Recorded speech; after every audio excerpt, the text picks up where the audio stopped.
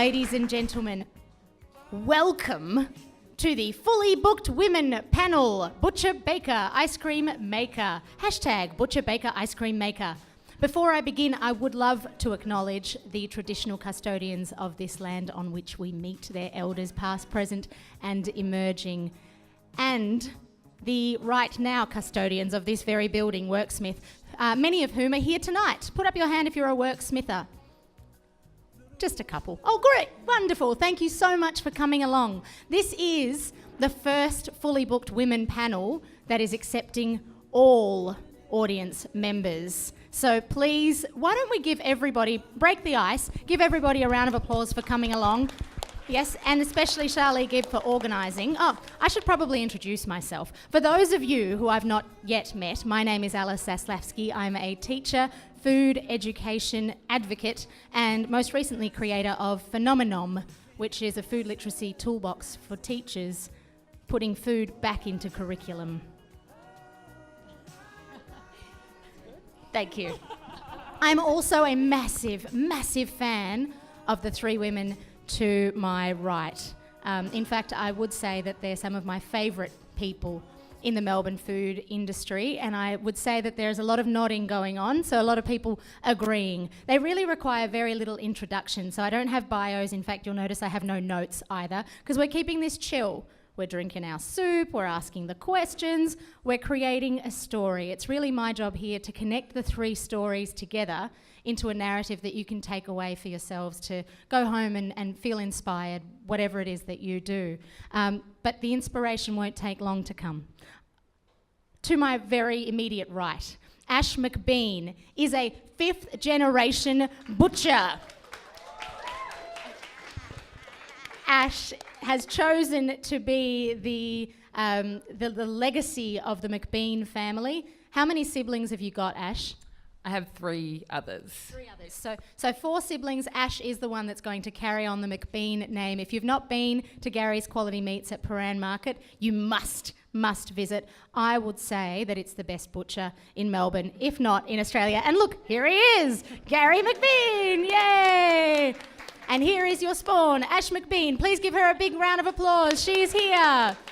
To Ash's right is Karina Serex. Karina was a chef in the development kitchen at the Fat Duck. And when she returned here, Karina put her extensive skill in the molecular gastronomy industry to open Tuck Shop Takeaway, which makes amazingly delicious burgers. If you haven't been there, you have. Yeah, that's a good no. Check it out. Again, I know I speak a lot in hyperbole, but the reason that the three of them are here is truly because they are the best of the best. So Tuck Shop to me is still one of the best burgers, if not the best burger in town. Travel long distances to go there. Luckily for us, it's down the road. Karina is also the founder, what do you call it? The owner-operator of Sundae School Ice Creamery. And if you have not been to Sunday school, you're going to have to wait till September. And you'll hear more about that very soon. But Sunday school creates some really exciting, interesting flavours, all from scratch. Now, to her right, we have Kate Reid. Kate Reid, by trade, is an aeronautical engineer and was designing race cars when she had an epiphany. She didn't want to design race cars. She wanted to head over to a French patisserie with not a word of French and learn how to make croissants. I could say bonjour. That's good. Bonjour is a good place to start. And when she came back to Melbourne, she said bonjour to her very own, very tiny shopfront in Elwood, from which she was selling croissant, and it didn't take long for word to get around. People were driving and queuing up from 2 a.m.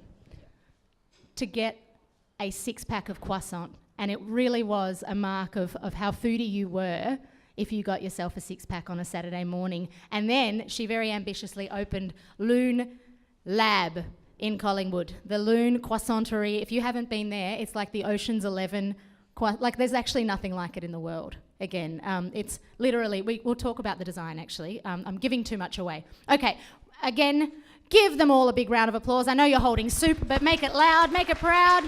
Now, I know that you're watching this and you're thinking all three of these people on this stage have something in common, and I want to address the elephant in the room in this case. Yes, they are all trailblazers. That's right, every single one of them has found something and they have excelled at it because they're so passionate. So I think passion's a good place for us to start this conversation. And I think I'm going to start with Karina because she's holding the microphone. Karina, where did your passion for the food industry come from? So I'm a qualified chef by trade. I did my apprenticeship quite some years ago, and typically some time ago when I did my apprenticeship, it was stock standard that unfortunately when you're a female and you're an apprentice, you got put on pastry. So I did that, followed suit, and luckily enough for me, I enjoyed it. When I finished my apprenticeship training, I was like, I just want to do this. I don't want to do anything else. Forget about salt, forget about stocks and sauces and soup. I just want to do pastry. So upon finishing my apprenticeship, I did go and do pastry for some years. And luckily enough, when we started travelling, I did a few stages as well and ended up landing a job at the Fat Duck. And I think that was where I did end up finding my place in pastry, because obviously being over there and working for the amazing people I did, I mean, Heston was there and he was about, but there were many other chefs that inspired me, one of them being the head pastry chef at the time, James Petrie, and thinking outside the square and thinking about what you could do with pastry and thinking that the limits were kind of endless when it came to pastry, particularly with everything at the Fat Duck, but obviously for me with pastry that it was endless, and it just excited me so much.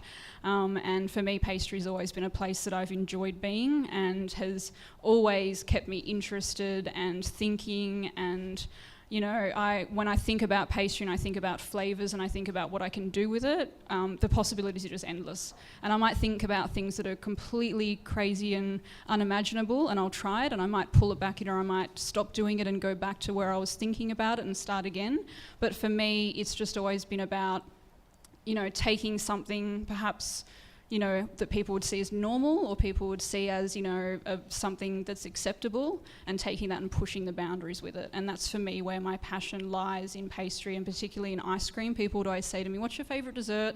What do you like cooking the most? You know, all those sorts of things. And I always would go back to ice cream, because for me, it's something that everybody enjoys, everybody loves, it makes everybody smile. I've learnt over the years as well that it's also something that's quite flexible with what you can do. Savoury, sweet, crunchy, smooth, the possibilities are endless, and for me ice cream is something that still excites me today, has excited me for a long time, and we can finally bring to fruition a shop that I can put all of these crazy ideas into and create something that people might think's a little bit strange or a little bit out there, but for me it keeps my mind ticking and keeps me going in what I do. Yeah. I want you to hold that thought about challenging people with flavours, because I think that's something that's really interesting to come back to. But I feel like it's a natural segue, Kate, for you to talk about the idea of the limitless possibilities of pastry, because I feel like that's what kind of landed you on those steps and flaking the croissant. Yeah. This is going to sound really strange coming from me, but I wouldn't say that croissants were naturally my passion. I think I'm a passionate control freak. And you touched on it in your short bio of me, but my history isn't actually a pastry chef or hospitality at all. I'm actually an aerospace engineer, and all I wanted to do when I was growing up was work in Formula One. And I loved the precision and the technique and almost the eliteness of being able to work with such an unrestrained budget and the ability to really think outside the square. I also loved the precision of it, and yeah, anyway, I'm going to digress, so I won't carry on there, but We've got time, digress, I want you to do it. I can talk way too much, and I've had a glass of wine, so I got into Formula One, and to cut a long story short, I absolutely hated it, because I do love to chat, and I love to work with people and collaborate and brainstorm and really think outside the possibility of what is actually capable of people creating. And Formula One ended up being very, very bad for me, and I got really sick, and I developed anorexia. And I'm not going to go into that either, but ironically, anorexia led me to pastry. You get really obsessed with food and cooking when you are that level of sick. And I already loved eating croissants, but through that I kind of discovered that croissants were this extremely technical version of food, and that maybe I could satisfy my brain's need for precision and science and technical perfection, through the creation of something that also brought people a lot of happiness. So that's how I found croissants.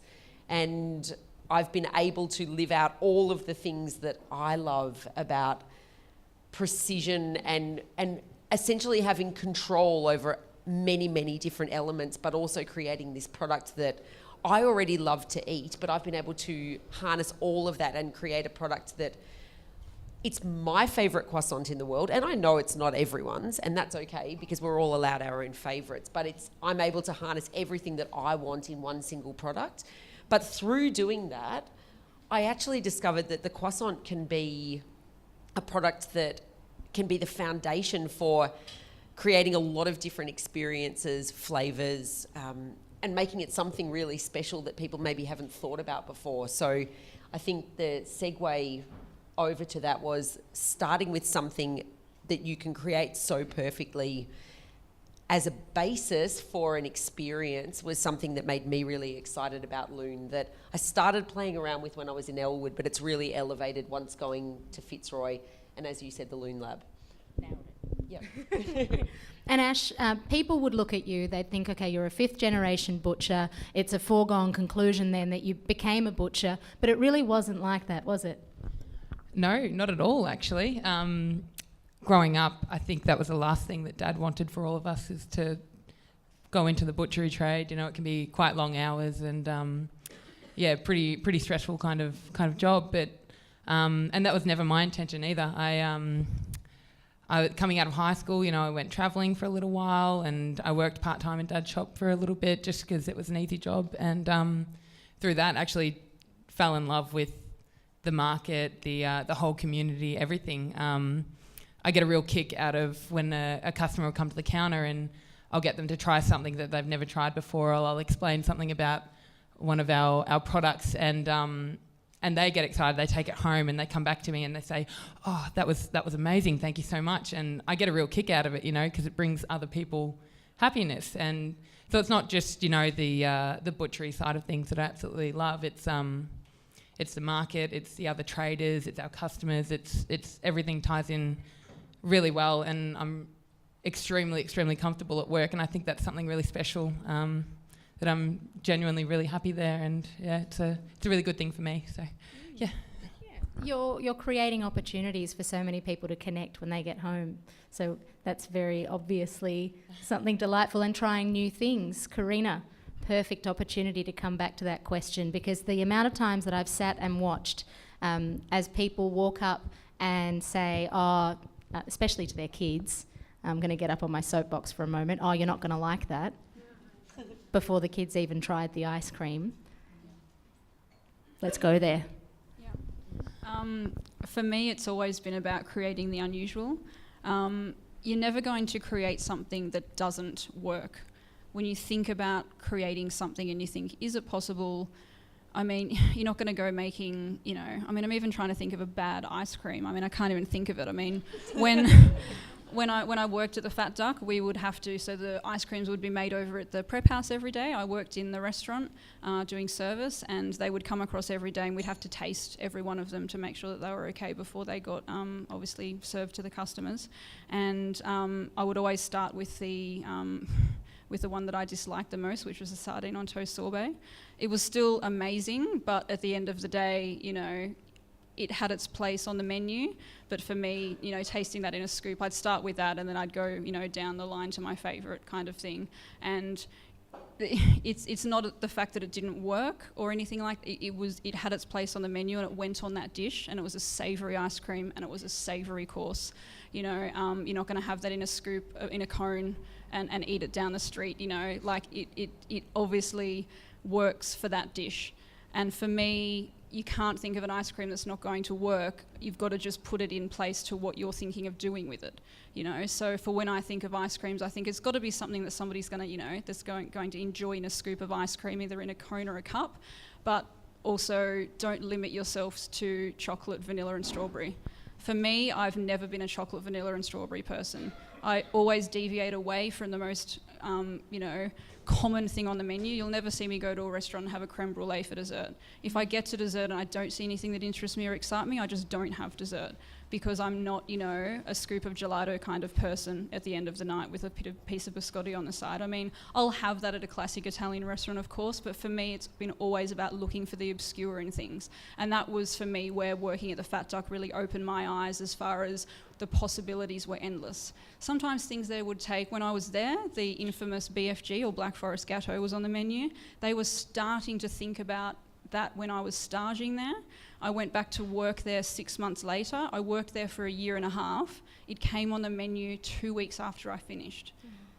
I made components of that over and over until Heston was happy with it. He'd come in and taste it once everybody had made the components, and there was something that he was like, no, that's not quite right. Or sometimes he'd have dreams the night before and come in and be like, I've decided that I want this in it. And you're like, oh my fucking God, Jesus, just completely change it all together until he was finally happy with it. And that was nearly 2 years to get on the menu. So for me, thinking about, just the imagination and just the possibilities of things, and making sure that things, when they end up going on the plate or going in the cone, you are 100% happy with, but also keeping yourself stimulated and making sure, everything, the classics have their place, everything has their place, but at the end of the day, for me, it's about having people taste something and go, oh my God, I would never have imagined it, but it tastes great, and having that spark in them. And I think with ice cream, it's really possible, and it's a great segue to have people taste things that they wouldn't have imagined before. So yeah, for me. The people want to know what are the strangest, what are the most interesting flavour combinations that you've had at Sunday School over the last year of being open? I would say, for me, we have, it would probably have to have come from other people, to be perfectly honest. We have something that we implemented that we had a really great idea. My husband Clint and I often go away and rejuvenate and re-energise over a long weekend, and we'll always have a bottle of wine, and we always usually come up with our best ideas at that time, strangely enough. And I came up with this thing that we actually have a really great circle around us that we're always ever so grateful for, of hospitality folk, and everyone on the stage up here is one of those people. They're not only friends, they're also, within this industry, and, we go out and we have wine and we drink and we talk, and we're ever so blessed with that. And we know a lot of people in the industry that we hold really highly, that a lot of people hold highly, but we hold very highly, and we're like, we want to do something with these people that, highlights them and what they do, and bring them into our shop and just celebrate the people we have around us. So we have something we do once a month called the Substitute Teacher. It's a school theme, like our shop's a school theme, they're nostalgia themed. We want adults to come in and feel like kids again with their milkshakes and everything like that. So, if you visit the shop, you'll see that it's a very school theme, and we have a guest come in once a month that curates a flavour. So we'll go back and forth. I'll approach them and say, would you like to be our substitute teacher? And they're like, yay. And I'll say, tell me you in a cone, tell me you in a scoop of ice cream, what embodies you as a person, whether it's you, your profession, everything like that. And to be honest, the funnest thing and the coolest flavours I've done so far in Sunday School, which has only been 9 months or so, have been the substitute teachers. So we've had, people come through that have owned bakeries. So we've done sourdough ice creams. We've had people come through that have been cheesemongers. So we've done cheese flavoured ice creams. We had Alice Zaslavsky as one of our substitute teachers who wanted to educate people in vegetables. So she came to me and wanted to do a beetroot and chocolate ice cream. And, for me, approaching those people and having their ideas come to us, and, we're not scared to approach, a butcher and ask them to be our substitute teacher, because I know we're just going to bring some incredible bacon or chorizo or pancetta or something into it. And for me, going back and forth with those people and coming up with those ideas of those interesting flavours, for me, has been, the most fun and interesting. And we've actually probably gotten our most interesting flavours out of it. You've sort of got me on the spot. What has been my most interesting flavour? I think you nailed it. Between the cheddar and the sourdough and the chopped beet. And then, the ricotta, the taco. Oh, yeah, from Raf Rashid from Beatbox, yes. We had the taco and ricotta. With like a dolce de leche. It goes off. So I'm assuming then September is signed, sealed, delivered, Gary's Quality Meats. I'm not exactly sure. We haven't approached our next substitute teacher. I'm on holidays. Okay. Yeah, I'm on winter break at the moment. I've switched off. Brilliant. Yes. Well, Karina, you mentioned Heston's perfectionism coming in, it's not quite right, it's not quite right. And I imagine that a lot of that would be because people have a lot of expectation. And Kate, for you, when the New York Times article came out declaring that yours was the best croissant in the world, that would have taken you from a neighbourhood bakery where everybody knew the secret to feeling a lot of pressure. It's funny, just to comment on it first, like sitting next to my friend Karina, who I respect greatly in the industry and what she's achieved, and listening to what drives her and what challenges her in the business.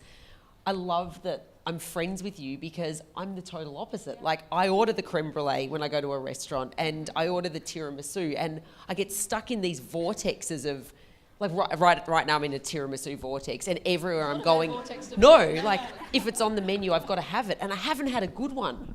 And I'm like, I reckon I could do it. But, okay, Kate, concentrate. Like, you've got croissants, like, just concentrate.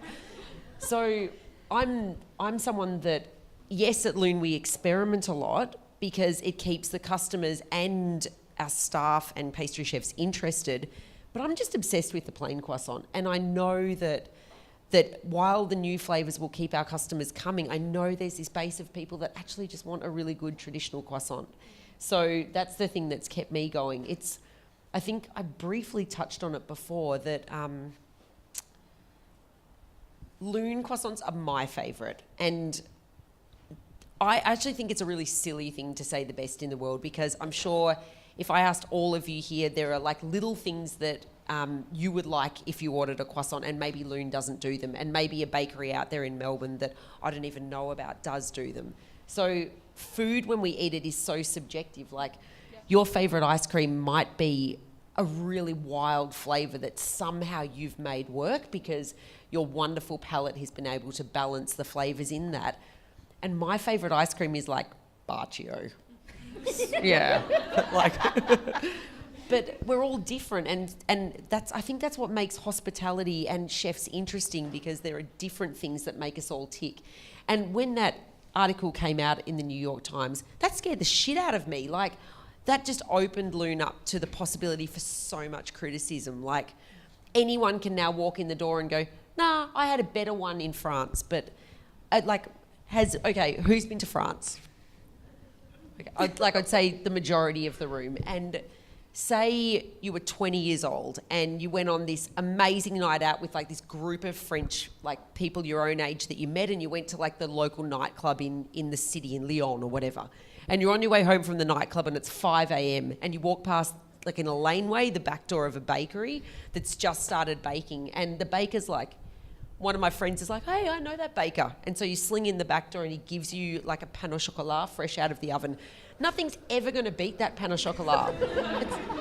It's not. And food is so tied up in the moment and the experience and the people that you're with. And suddenly my business was exposed to all of that comparison. And like, I don't think I make the best croissant in the world. I make my favourite. And maybe there are people out there that have the same taste as me, but not everybody will. And all I can do is keep pushing myself to try and improve and understand my product, the environment that I make it in, find better raw ingredients to produce it with. And it was funny, I did a talk earlier today about mental health in hospitality. And when I started Lune, it was just me. And therefore my most important responsibility was everything in the business. But now I have 35 staff, and now my biggest responsibility is ensuring that I'm providing a safe and supportive working environment so those guys can carry on my legacy and want to do the best work that they possibly can. So my goals have shifted, and it's still the most important thing for me that what Lune produces is something I'm incredibly proud of. But it's now like just providing my staff with this platform to do the best they possibly can. So, sorry, I think I deviated. No, you absolutely. I think you drove a point home that applies to each and every one of us, regardless of what we do, because what you've done is, even though you're a control freak, all you can control is your own response and your own palate and your own experience. So somebody else's 5 a.m. croissant in Paris doesn't really matter to you, Leon. So that's really good. I don't want to take that away from them. We're going to take that piece of advice away, I reckon, every single one of us, no matter what we do. Now, Actually, creating a really positive culture in a workplace is something, Ash, I think you can comment on, because anybody that's ever been to Gary's Quality Meats at Paran can see that the staff turnover is pretty minimal, and the people that are there look like they're having a party, especially on a Saturday. So how is that cultivated? Yeah, I guess it is quite a laid-back environment. You know, you get these stressful times, Christmas, 10 a.m. on a Saturday morning. But, Toby, Greg, Manano, Kenny, my dad's father, we've all worked for Dad for the last 20, 30, 40 years. You know, we've been there for a long time. Not me personally, but they have. 26. And, I've grown up alongside them. I remember going into the market when I was, 7, 8 years old, running around all the little lanes and coming in, drawing pictures with my grandfather and with Manano and hanging them up on the back wall. And, I've grown up there. And the people that I work with are pretty well, they are my family. My brothers, my sisters, my dad, my grandfather, they all work there, but not just blood related, I look at the other guys and I see how hard they work for my dad, and I think in recent years I've actually started to really appreciate what they do and how hard they work, and it's really, really nice to see that it's great team morale, everyone really gets along with each other, and it's a really great place to work, so I'm really, really lucky. And has Gaz given you any advice? I mean, obviously he's passing the torch on to you at some point. Does he give you a lot of advice and tips about keeping morale or about business in general? He does at times, but if anyone's ever been to the shop, you'll notice that my father is a very busy man. He loves a good chat, and I think that's a part of the market environment. People come to the counter, they come to the shop to catch up, to chat. We're all friends, we all get along. But yeah, when he can, early on a Monday morning when the market's closed, he'll sit down with me and we'll have a chat, and he'll show me how to do all the bone the beef and the lamb, and I didn't think I'd enjoy it as much as I do.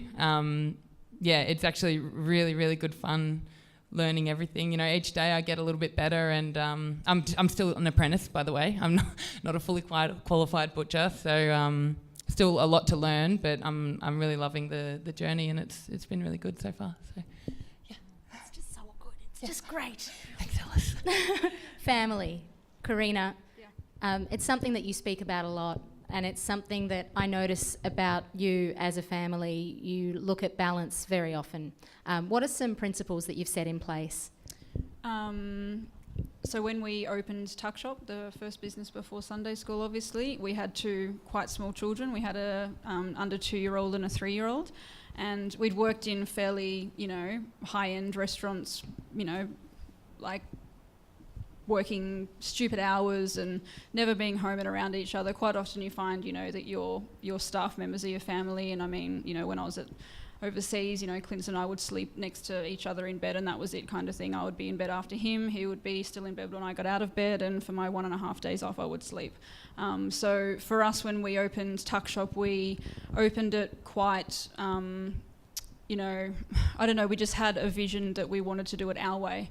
And we wanted to incorporate a life with work, and not to the point where, you have to work 120 hours a week, not see each other and whatnot. We had small children at the same time. So we're like, we don't want to open up a restaurant and want to, get, 3 chef's hats, and we don't want it to be a 40-seat small, restaurant where we're serving, food like, Attica or Vue de Monde or any of these incredible restaurants like that. We want to apply the philosophies of what we've learnt in these establishments to something that suits us, which ended up being a takeaway shop.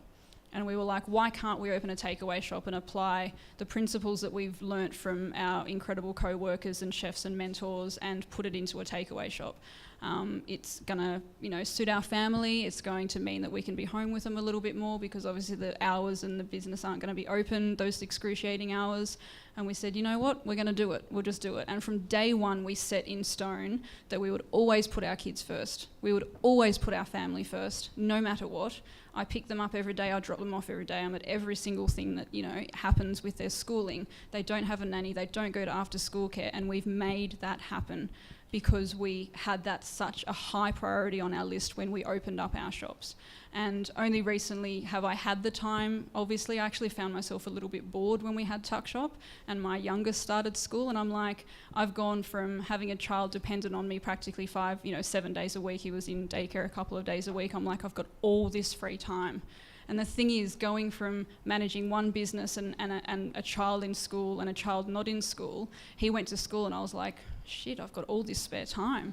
What am I going to do? I'm like, let's open an ice cream shop, And for us, we still applied, we could only do the ice cream shop if that fit in with our lives and it fit in with us. And the thing with the kids is, we always make sure that we're there for them. The business never takes, priority over that. And we've just always had those things in place from day one. And, it is possible. There's so many, particularly women that say to me, mums, and they say, I just don't know how you do it. I don't know how you are a business owner of 2 businesses and have 2 children that have school, homework, after school activities, washing, cleaning, feeding the cat. I just don't know how you do it. Is there more than one of you? Is there something we don't know? And I'm like, you just have to, have really, really regimented, plan in place and say, this is what we're going to do. This is how we're going to do it. We close on Sundays and Mondays. We still have people come to us and say, but I'm hungover on a Sunday and I want a burger. And I'm like, I don't care. I'm with my kids. And that's what matters to me. It's not about being open and serving ice cream or burgers. It's about being with my family. And the fact that we've been able to incorporate the two, have 2 successful businesses that we're incredibly proud of and incredibly humbled that, are to the state that they are, that, we get recognised for it. And I'm sitting here today because of it. But we also still have an incredible family life as well. And it's just because we made it that way from day one and we stuck to that and we never deviated from it and made it 100% possible. Kate, you've got 35 staff, but there's one staff member in particular that I'm going to ask you about. When the shop first opened in Elwood, it blew up so exponentially that even though you opened as just yourself, your brother Cam came on board pretty quickly to help support you. Yep. Talk to us about that story. I never imagined I'd be working with my brother, but he has been the missing link in Lune that I think pulled everything together and made it the business that it could be today.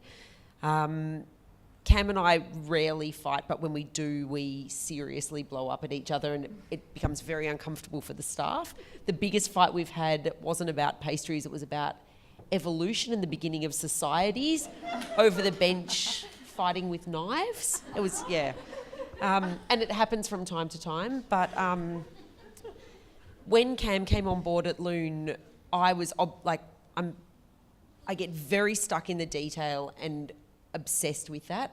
And Cameron has this ability to see the big picture, and therefore we perfectly complement each other. And when Cam came on board, he was going to pass by Lune for a couple of months and help me get retail up and running and then go on with his next venture. And Lune's his 3rd venture. So he's already proven himself from a business point of view and he's been very successful. And about 2 months in, he turned to me and he said, Katie, I think you should start teaching me how to do some of the pastry because you can't make enough to keep up with the demand. And Cameron was the first person that I taught. So a little bit of background, I learnt pastry for 1 month in Paris and that's it. And I got back and decided to open a croissant shop. And so I found the site and I bought all the equipment, I drained my bank account, had everything, I quit my job, and I remember tipping the dough out on the bench the first time and going, oh my God, I don't actually know what to do next, because I hadn't been taught in France. I'd been taught up to a certain point and I had this whole setup and I thought, okay, well, you know what, you're going to have to suck it up and just teach yourself. And so instead of going back and learning the classic French methods, I actually just made it up.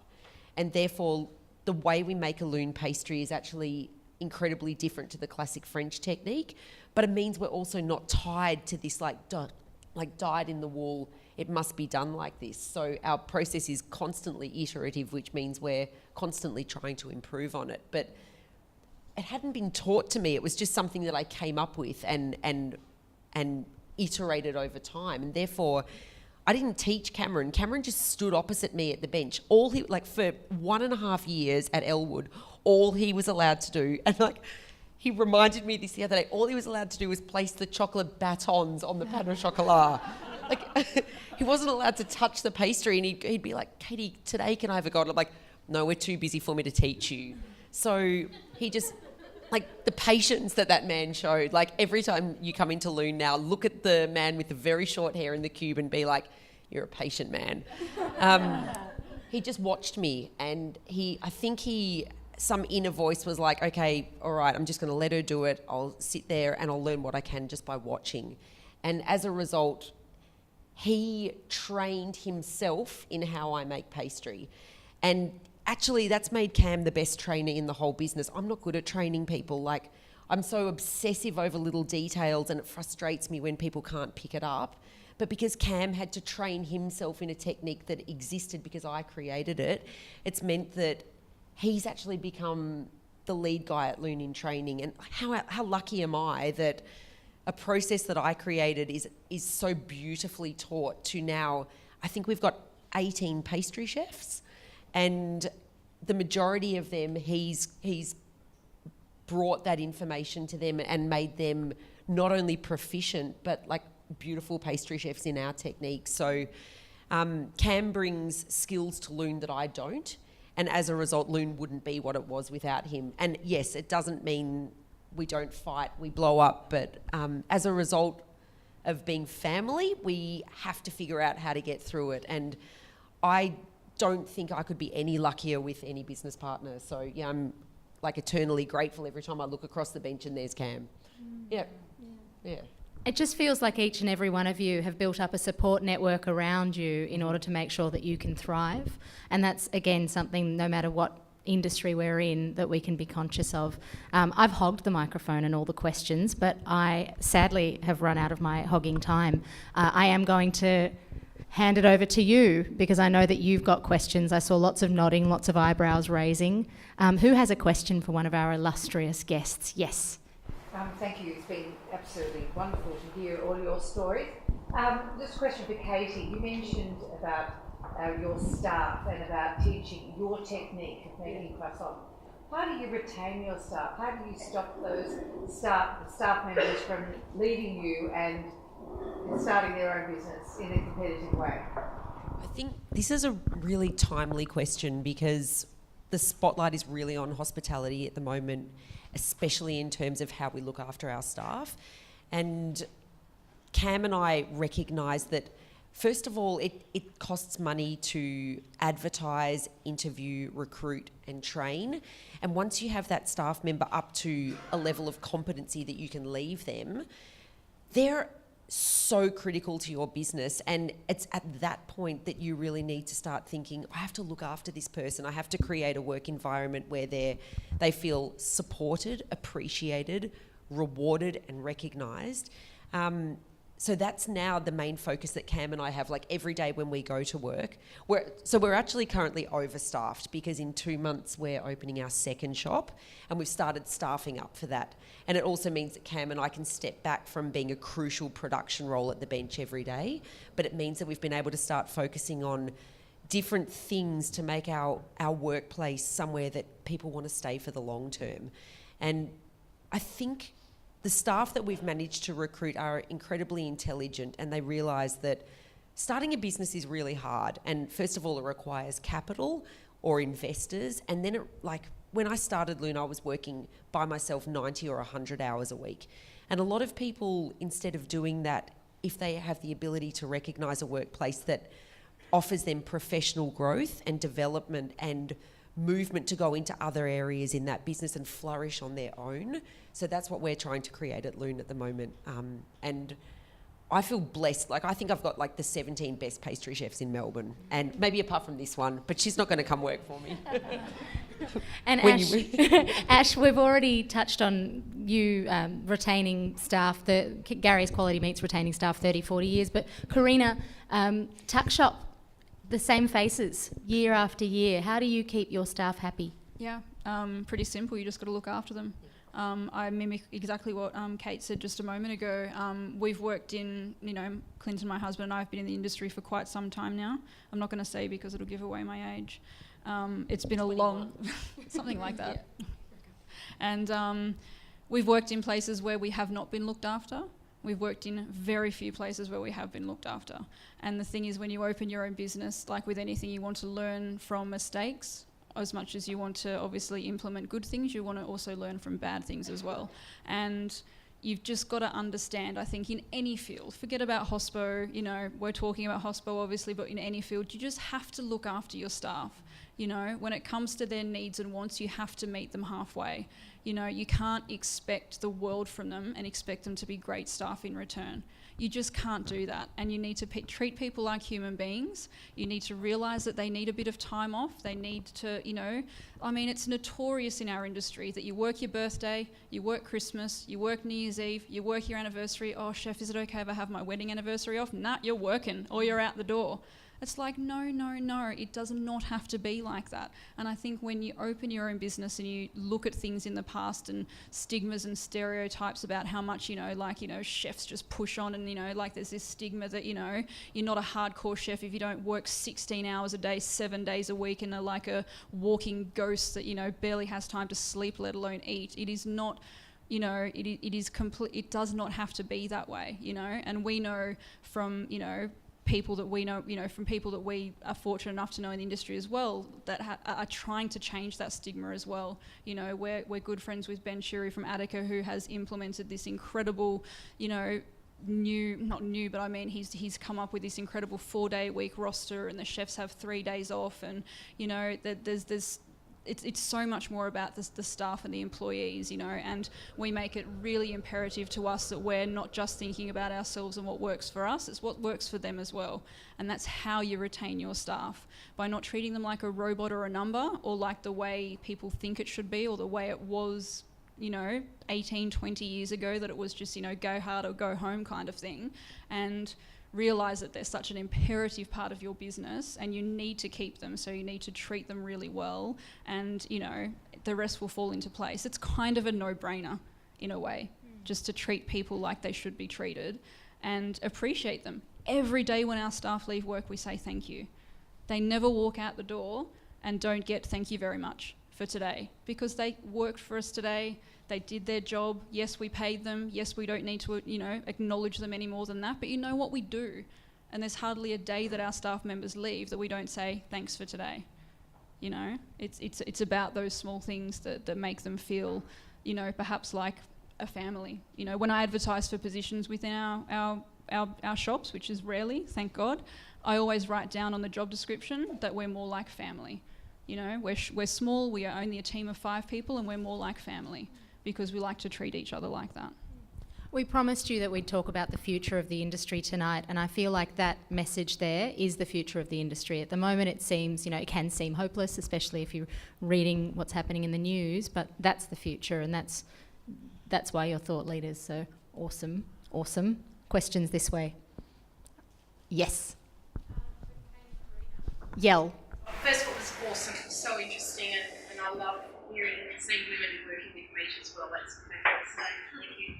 I was interested to know about how you protect the IP with your products. So you're producing products that are quite unique. Do you have a strategy to protect those? I mean, it sort of was answered maybe in the previous question, where you look after your staff and they'll respect that, but that's not necessarily always going to happen.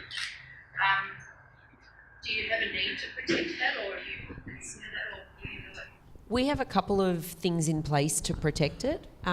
First of all, in the contract, we have a clause that if somebody decides to quit, that they not go to a competing venue within a certain radius for a period of time. But also we've written into that if they do find a job with a competitor, if they approach Cam and I and explain their reasoning, we will waive that. I think, again, yes, if you treat your staff well and respect them, you'll get that respect back. But ultimately, I didn't create the croissant. I have created the technique that that we use there. And we will have staff that leave, and ultimately what they learn with them is part of their growth as a chef and a professional, and they'll take that with them.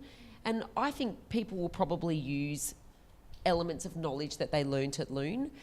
And I guess I'm hopefully just confident in the fact that we will continue producing products to a standard that we want to, and therefore we will always have a customer base. I think there's always like rollover businesses or businesses that come from knowledge from another business, but you can't afford to be scared about that. And if I was truly scared about that, I'd still be stuck down in Elwood working 90 hours a week by myself. And that, like, in the end, I wouldn't have had enough energy or time to come to something like this or have a life in general. And at some point you've got to realise that maybe starting a business, one of the most beautiful things about it is giving other people the opportunity to come and do what you love. So yeah, that's actually what I love about Lune now. Yeah. And Ash, the meat industry or the top end butchery is a very highly competitive industry, and there are, I can name on one hand, the top in Australia, and yet one of your kind of top tier butcher colleagues is looking to do an exchange. How often is that sharing a part of the butchery trade, and why do you think it's important to share ideas in meat? Yeah, it is actually very exciting. Recently, thank you, Alice, you put us in contact with Victor Churchill up in Sydney, and I'm sure a few of you might have heard of him. He's quite a well-known butcher. And you know, that kind of thing in the butcher industry is completely unheard of. I know that people do stages quite often in the chefing industry, but in butchery, you know, we've never had anything like that happen before. So we're currently communicating with Victor Churchill at the moment, looking to send me up there for a week or so and send someone down to Melbourne to work with Dad. Which is going to be really exciting. It's important to sort of talk about the new and upcoming cuts or new things you can do with food. It's it'll be exciting. I'm looking forward to learning a few things that they do up there, and yeah. And it seems like from an ethical perspective, you're also quite aligned there as well. Yeah, absolutely. That's one of the very most important things to us at Gary's.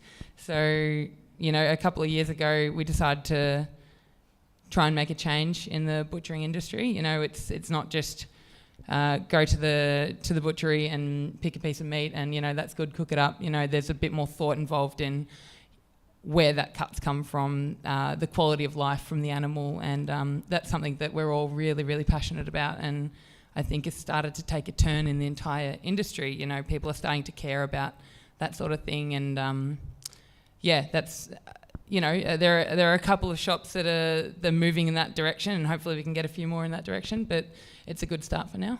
Yeah. I think we've got time for that deserves a round of applause because that's exciting for all of us. One more question. So my question is for Ash. I really adore what you're doing right now. Sorry, I'm a bit nervous. When you find that you're very passionate in butcher, and also what is you're gonna be what is the future of butcher right now? And the things are is there so much pressure on you since you're the fifth generation butcher? Because my dad has a butcher too, but I love Sunday school ice creamery very much. It's not quite neat yet, my passion. And so you're trying to decide whether to be an ice cream maker or a butcher. I like that question. Yeah, I don't think there's any pressure whatsoever. It's as I said earlier, it's a really comfortable environment. And I never really strove to be a butcher. I kind of just fell into it and ended up loving it. So that's really great for me. Karina, did your parents accept your choice to become a chef? They did. but I didn't come from an incredibly foodie background. We were the overcooked steak and the, you know, frozen microwave vegetables, believe it or not. The first cake I ever made was a white wings cake that, you know, the most incredible thing was to me was the marblings. Does anybody remember the white wings or the greens marble cake? You know, you'd make the beige batter and then you'd dot the chocolate into it, and then he'd swirl it through, and I was just like, wow, this is amazing, you know, like the things that you can do with this cake and these dots, and I'd want to cut it and see how my swirls were and everything. My parents were not in any way, we didn't go to fine dining restaurants, or they didn't expose me to anything weird and wonderful. It was a very beige upbringing when it came to food, and I often attribute that to my want, you know, to do more and seek more, and to do, I guess I can thank them for that, I suppose, for teaching me that, you know, food can be way better than what was put on the plate in front of me when I was younger, in a way, I suppose. But you know, I mean, they've always been accepting of myself and my brother. We've never been in any pressure like that. But I mean, when it comes to choosing what you want to do, I think at the end of the day, if you were given a decision, you know, obviously, ultimately, I don't think it needs to be a black and white decision about, you know, should I be a butcher or should I be a pastry chef or an ice cream maker? I think it needs to be something that, you know, I guess it's hard when something fell so easily for me, and it obviously fell so easily for Ash and, you know, for Kate in the end as well, after she, you know, came through, you know, working in Formula One and then deciding she wanted to do, you know, pastry instead. It's about the heart, and it's not so much about the head, I think. You know, it's about what truly motivates you and gets you going. I mean, and when it comes to pastry and ice cream and sweets, for me, it's my world. And, you know, like we just went to Japan for 3 weeks and we ate like enough for about 100 people in 3 weeks, you know, like we were dragging the kids to every single freaking ice cream shop in Japan just so that I could have the ice cream, and they just didn't care, you know, because I was just like, this is me, this is what I do, I'm never bored of it, I'm never sick of it, and it's what drives me. And, you know, I've been a chef for, you know, 18 years now, I've been a pastry chef for, you know, 14 years, and for me, I still get excited about it. And I still, you know, think of flavours. I jot things down. I'm old school. I don't put them in my phone. You know, I write them on a piece of paper when I think of really interesting flavours or I see something that inspires me. And it's about inspiration. It's never about copying. It's always about seeing something else and going, that is a wicked idea. I want to do something like that. Tasting something and going, I love it. It's got me excited and smiling. It's doing things to me that I didn't think possible. That's where a passion comes from, you know, when you feel those sorts of things, when you know, work with meat or you make ice cream or desserts or you make pastries. It's got to be about having that fire inside you that makes you want to get up and do it every day. And for me, never tire of it at this stage. And we can feel that fire emanating, those flames of passion from here, and hopefully each and every one of you have been inspired by these stories. You can keep the conversation going though, because, oh yes, you have one more question, don't you? I just wanted to ask for tips about starting a new business. Okay, good. That's a very important question. We're in Worksmith. We're here with practical business ideas. So maybe one top tip from each of you. I know that's a lot of pressure, but like it doesn't have to be the top tip, but a top tip. One of your favourite tips, Kate Reid. Go for it. If you are passionate about something and you want to do it and you believe in it, like I think if you believe in it enough, you'll find people that believe in you too. And we've got one life, and if you want to do it, like don't get to like 60 or 70 or 80 and regret not doing it. Just give it a go, because, and this kind of taps on the last question as well, we can always change our minds. Like if you picked ice cream making instead of butchery and then decided that you actually wanted to do butchery, you can change your mind. And if you started a business and it didn't work out, it's not the end of the world, but you've given it a go. And like I truly believe if you really want something, if you want it and you put everything into it, it's going to be successful. If you put yourself into it. So yeah, that's my tip. Just go for it. Mine would have to be stick to your guns. If there's something that you truly want to do and you want to set it out in stone, like, you know, for both Clinton and myself, we have quite stern things that we don't deviate from. And when we opened up Tuck Shop, we obviously touched on family earlier and whatnot. Like we, you know, laid out everything that we wanted from our business, and as crazy or as, you know, wild as it sounded, we were like, you know, you're always willing to come to the party if you obviously open a business and there's little things you need to tweak, that's fine. But as far as, you know, opening a new business is concerned, and maybe some nerves or should we do this or should we do that, just stick to your guns. People will come from day one. If you have these things set in stone that this is the way it is, they will be okay with that. They have to be. We are closed on Sunday and Monday. We only have a beef burger and a vegetarian burger. No, we don't have a chicken burger. No, we don't have battered salves. No, we don't, you know, we have a lot of things that we set in place. We don't take pre-orders on the phone. You know, you can't call at 4 o'clock and say, I want a burger for 7 o'clock. You know, you have certain things that you have to set in stone that you can't deviate from to a certain extent, obviously bar having to tweak a few things, but just to have, you know, a really clear vision of what you want to do. It's your thing, and it's your, you know, baby, and it's your business, and it's okay to have those things set in stone and to be like, this is what we want to do and this is what we want to achieve, and to just go out with those things in your mind and just to stick to it and to not deviate from it. You don't have to worry about what anybody else is doing. Just do your thing and have a pretty clear vision of what you want to do, and don't sort of feel like you have to veer away from that or conform to anything else. Yeah. Ash, you've got 5 generations of business in your blood. Tell us, what's your tip? Well, it's a bit different for me because I don't actually own a business. I work in a family business. But something that I've started doing recently for Dad is less you know, enthusiastic, but the accounting side of things. It's it's awful. A lot of it's been a massive team effort between my mum and my dad. Actually, Mum does a lot of Dad's books, and she spends hours and hours and hours in the study making sure that everyone gets paid, and come tax time all the books are in, you know, in order, and things, the rent's paid and all those kind of things. You know, it gets really stressful when you get behind on those sort of things. So less exciting, but very important for your mental state. Yeah. Learn to do the books. That's Do a the very, books. That's a very good practical point to finish on. Thank you. If you've got more questions, you can find all of these wonderful, illustrious guests on the internet. Kate Reid, can we follow you at magnums_Reid or better Lune Croissanterie? Okay. Search Lune. If you haven't been, you must. My also personal favourite croissant, and I've done a croissant trail in Paris on my birthday, so you would think I would have found a better one, but I didn't. Karina, dessert gal, and also tuck shop takeaway and Sundae school, but Sundae with like an ice cream sundae. It's a pun. And Ash is meat_Ash, also a pun. And I myself as Alice in Frames, also a pun. So that is good.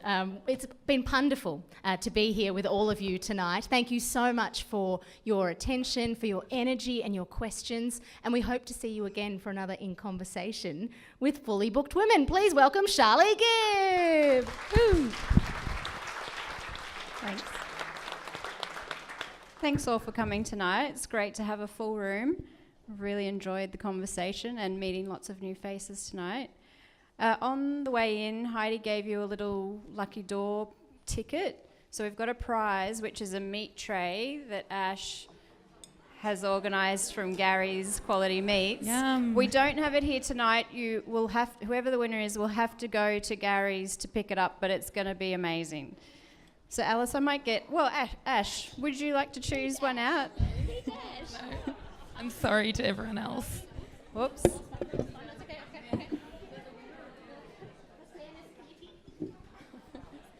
So get your tickets out.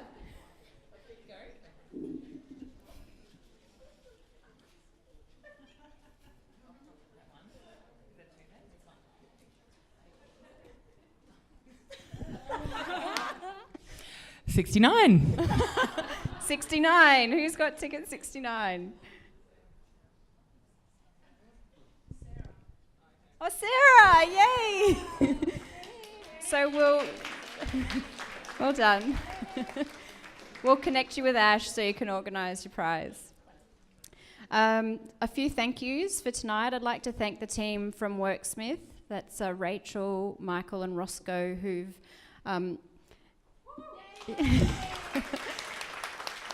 who've kindly lent us the venue for tonight and helped us set up the venue and made it beautiful. It's a great space, and if you haven't been here before, there's little flyers here about Worksmith. It's actually a co-working space for food and drink businesses. And how many members do you have currently? 45. So there's a great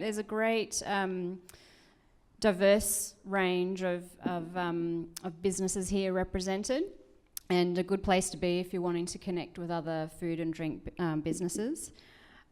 Also would like to thank Jenna from Our Kitchenette, who was our chef tonight, and her team of Megan, Bridget and Alex.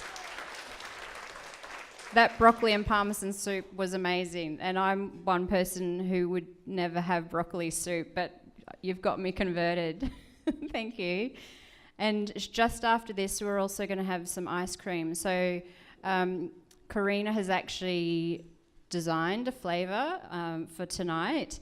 It's a brown butter ice cream with a bacon omelette. So she's created it about the speakers tonight. The brown butter is an ode to Kate. The bacon has actually come from Ash from Gary's Meats, and the ice cream is because Karina likes ice cream.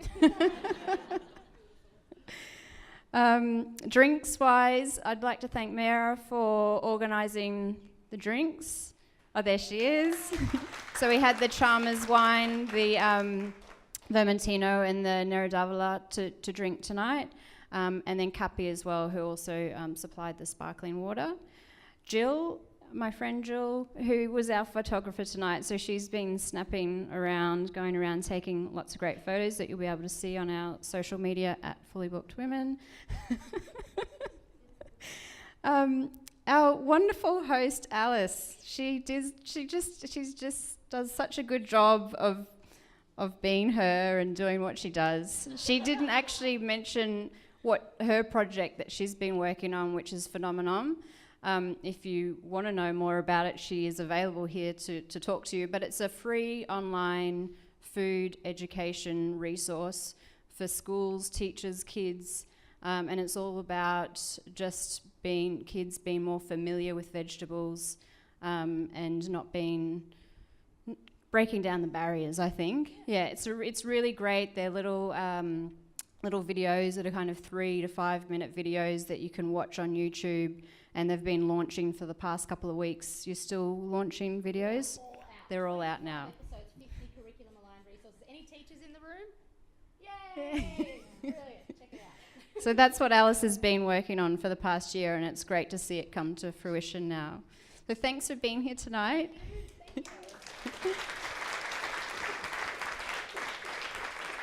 And thank you to our wonderful speakers for sharing themselves and their stories and being so open with sharing the information. It was great to have you all together.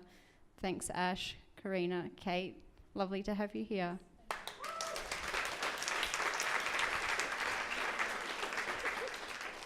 So lastly, I just wanted to thank the Fully Booked community for supporting Fully Booked, coming to our events, following us on social media, cooking the recipes we post, reading the interviews we post.